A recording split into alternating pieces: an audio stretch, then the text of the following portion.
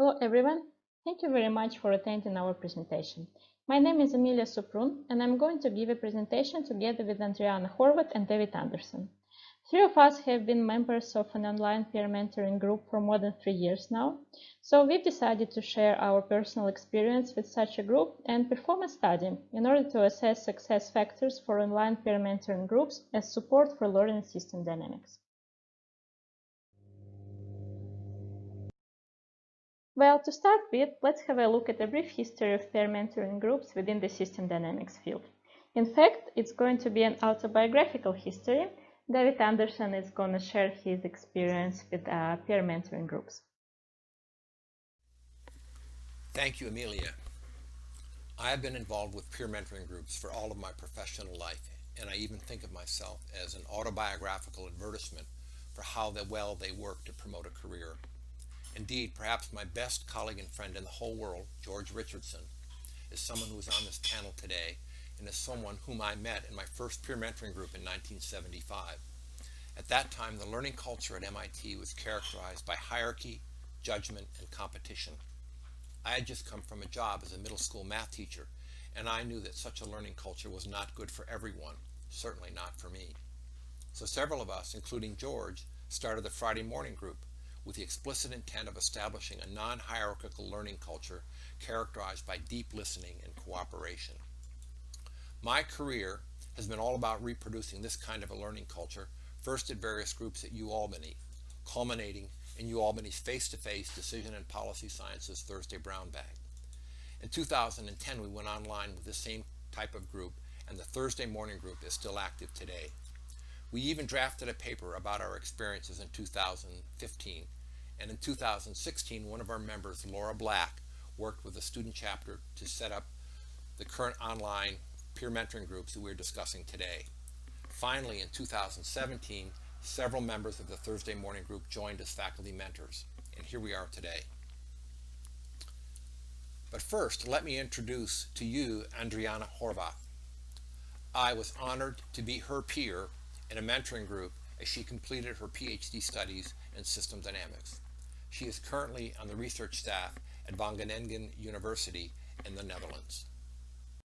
Thank you for the kind words, David. I'm really pleased to have you as a peer in our group as well. And I would like to stress the word peer here, since David has really been in a peer role within this group, instead of being a mentor or a supervisor, which makes all the difference for our group dynamics. But let me first tell you something about a typical online peer mentoring group's beginning. Well, this initiative started in 2016 in Delft in the Netherlands at the International System Dynamics Conference, and the first groups were formed actually at the annual student chapter meeting at that conference. However, in the following years, we decided to organize a separate meeting exclusively to help attendees form peer mentoring groups. While this photo of the System Dynamics Colloquium does not show the specific peer mentoring groups, many people who became members of such groups to meet at that event. Starting peer mentoring groups at the conference was a great opportunity for peers to get to know each other, since there are many ways that people can interact during the conference, apart from attending presentations, as we are doing now. The usual conference experience starts with an ice-breaking system dynamics colloquium, where we are still all a bit reserved. However, we get some time to meet and get to know each other, and by the time of the conference banquet, everyone is more relaxed.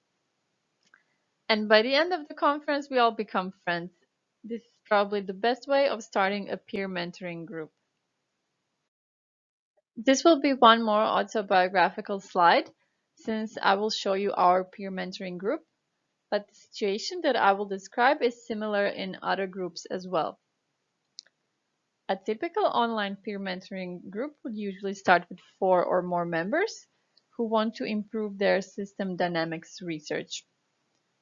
Over time, a group would get a chance to invite a more senior faculty advisor. Things change, and so do peer mentoring groups, and some people who finish their PhDs or start new jobs leave the group while others remain. Luckily, peer mentoring groups survive even after someone leaves. That was the situation in our peer mentoring group. One other characteristic of the peer mentoring groups is that they are geographically dispersed, which is also the case with our group. But we see it as a great chance to learn time zones. For example, at some point, our members were from the Netherlands, which is me, Germany, France, and then we have Emiliya from Australia and David from the USA. While I, as a European, never suffer, this means that David normally meets us at 8 a.m., while Emiliya joins at 11 p.m. Apart from having some people that have to wake up early or stay up late, I think it's pretty amazing that we can work together while being on completely opposite sides of the globe. And what happens once we meet? Well, a typical peer mentoring meeting usually takes 1 hour, and in that 1 hour, there's always some time for a casual group chat. This is followed by a presentation of one member, which is either about their recent work or about some other more general system dynamics topic. And there's, of course, a group discussion, either after the presentation finishes or throughout the presentation. These meetings happen once or twice a month, depending on the group's preferences. Of course, peer mentoring is just one way of learning system dynamics. Emiliya, could you please show us how peer mentoring is positioned within a broader field of learning system dynamics? Andrijana, let's have a look. One of the purposes of our study is to provide some empirical evidence to support ongoing discussions within the system dynamics community on how best to enable learning about system dynamics. Well, these discussions focus especially on learning by novices, so people who are not located at an academic or professional center that has a lot of ongoing system dynamics activities. The figure you can see on the screen presents a broader framework of such learning activities and materials. So, as shown on this figure, in the rectangulars, our pilot project fits within a cluster of experiments and ongoing activities broadly in the area of mentoring and tutoring. In particular, we are talking about online peer mentoring efforts. And in fact, we see our pilot project as a derivative of a pre-existing peer mentoring group, the one which is called Thursday Morning Group. David Andersen talked about this group earlier. And as we mentioned previously, such peer mentoring groups can have senior faculty advisors involved, or some of them don't have faculty advisors. Now let's have a look at the research methods we used. Andrijana, back to you. In this study, we employed a mixed methods research design. We designed an online survey that was targeted at peer mentoring group members, while we actually excluded the faculty advisors from the survey. This was my main task in this study. Emiliya interviewed leaders of each peer mentoring group, while David interviewed faculty advisors. In total, we identified 9 fully online peer mentoring groups. This means that we excluded some other existing groups, such as WPI peer mentoring group, who normally meet both on-site and online.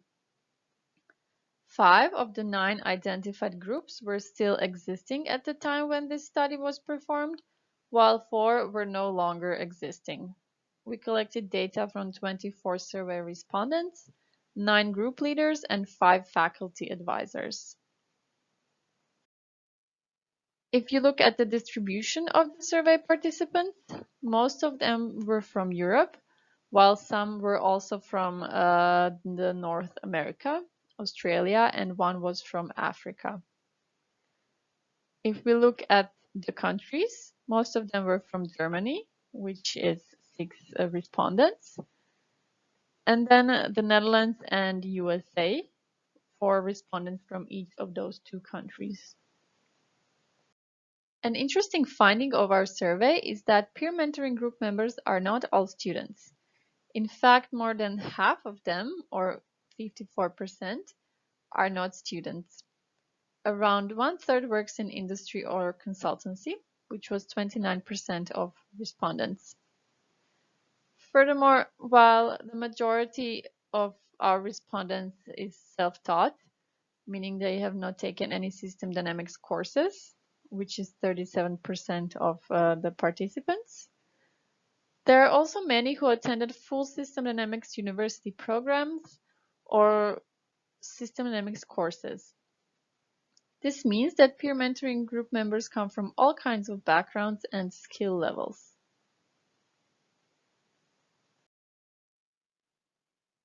And what do those people think of peer mentoring?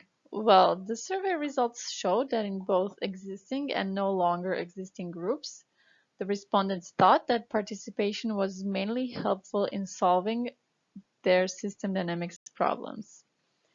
For example, in existing groups, 12 out of 15 people thought it was helpful, while this is a bit lower in no longer existing groups, where 5 out of 9 respondents thought it was helpful. Furthermore, participation of a senior faculty advisor was also assessed positively by 7 out of 10 respondents from existing groups and by all respondents from no longer existing groups.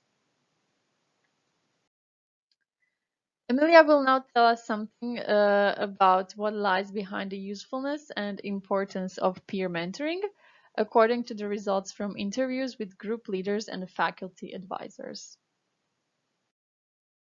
Well, even though some of the formed peer mentoring groups didn't survive, all respondents agreed on the importance of those groups. So group leaders mentioned the importance of peer mentoring group for learning and applying system dynamics. For example, as you can see on the screen, regular feedback and exchange on work in progress help to spark new ideas and fill in the knowledge gaps. Practicing and presenting SD work is very useful as it is a pilot test before the work is presented to a more formal audience. And given that many people are self-taught, it is very helpful to get recommendations for further system dynamics reading. The next opinion category is around the professional development, system dynamics career, and for many it's about completing a PhD degree that involves system dynamics. So let's have a look at some thoughts. It has underpinned much of the professional progress I have made in the last 2 years. I would most probably not be able to finish my PhD if it were not for these meetings. Well, I can personally relate to it. And this group has been vital to my starting to build a career in system dynamics. Also, personal and psychological factors are very important, so let's have a look at some examples. Talking about SD and giving each other feedback has definitely built confidence and taught us a lot. Knowing that you're not alone in this journey makes all the difference. It was a very motivational point for me when I started traveling around the system dynamics jungle. And making friends and creating personal ties makes all the difference. Well, unfortunately, it's not the case for this year conference to actually see each other in person rather than staring at the small icons on the screen, but hopefully we will be able to see each other in person next year in Chicago. Faculty advisors also shared their opinion regarding the importance of peer mentoring groups. So all of them believe such groups are very important for the system dynamics field overall and for people individually because it supports student learning. So as you can see on the screen, one respondent mentioned that we need interactions such as those supported by peer mentoring in order to counter these tendencies and support another kind of student learning. Also, peer mentoring helps people who are actually locally alone and don't have many connections in the SD world. As mentioned by a faculty advisor, many of the students in our peer mentoring groups are locally alone, possessing both a passionate interest in system dynamics coupled with an inability to connect with working partners, colleagues, and mentors in their immediate work environment. Also, it was pointed out that peer mentoring groups are both more powerful and less fragile than one-on-one expert to novice mentoring relationships, as you can see on the screen. As we mentioned before, not all peer mentoring groups survived. So now let's have a look at what actually makes a successful peer mentoring group. Well, I have to say there is no perfect recipe for it. Different things work for different groups. But here are some factors that group leaders and faculty advisors mentioned. First of all, having a strong group leader. So this person fulfills a management role and plays more or less of the glue and holds the group together. In fact, it does not have to be only one person, so group leaders might rotate. So even though overcoming time constraints and issues associated with managing a group of people from all over the world is definitely challenging, having a leader is, I would say, the right strategy to keep the group going. The next one is creating a schedule for presentations within one semester or even 1 year. There is definitely a need to pick up time and meet consistently. Unfortunately, constant rescheduling and canceling made quite a few groups to stop meeting at all. The next one is treating each other with respect and trying to help each other with some comments and feedback. Forming a group with people who could be potential friends. Well, I personally believe that having a group that has a level of trust among members is priceless. Of course, it takes time to build up such a trust, but after all, it's so much worth it because it becomes friendship. In fact, one of the respondents shared the successful strategy of giving the peer mentoring group a name. So their group is called We Like Each Other, and it definitely makes it much easier for them to meet and enjoy the meetings. The next one is being highly motivated. Well, peer mentoring is a task that everyone should see the value of themselves, but not in fact being forced into it. So one faculty advisor mentioned that when the students in the group were on task and strongly motivated to make progress, all of the faculty advisors seemed to catch on infectious desire to be on board and stay helpful. The next one is very important, celebrating each other's achievements within the group. So it can be a conference paper or journal paper publications, presentations, or completion of a PhD project. For example, Andrijana, David, and myself recently submitted a journal paper, and we thought we deserved a celebration. So on the weekend, all of us took ourselves for dinner, unfortunately not together for some obvious reasons. In fact, we're already planning the next round of celebrations when the paper gets accepted or rejected. Well, you never know. In case of rejection, we can celebrate another resubmission, right? And the last one is having cameras on. To be honest, it makes all the difference. So human relationships keep such groups going. In our meetings, we always see each other. Our cameras are always on, even though for some of us it's almost bedtime and the best outfit at the time is comfortable pajamas. Well, who cares? So what are the benefits of joining a peer mentoring group? Given the study findings, this is the summary of benefits. First of all, group members help each other, provide feedback, and eventually guide, coach, and support each other. So we are talking about coaching, support, and guidance as the main benefits of peer mentoring. Then knowledge, obviously gaining more knowledge and also sharing knowledge to help others. What else? As we mentioned earlier, those groups really help many members to achieve their goals, both career-wise and PhD-wise. So many members successfully completed their PhD. So we are talking about goals and success. And last but not least is the motivation. Well, getting ready for those meetings and presenting regularly really keep your research and work going. It all sounds pretty beneficial, right? So how can you become engaged?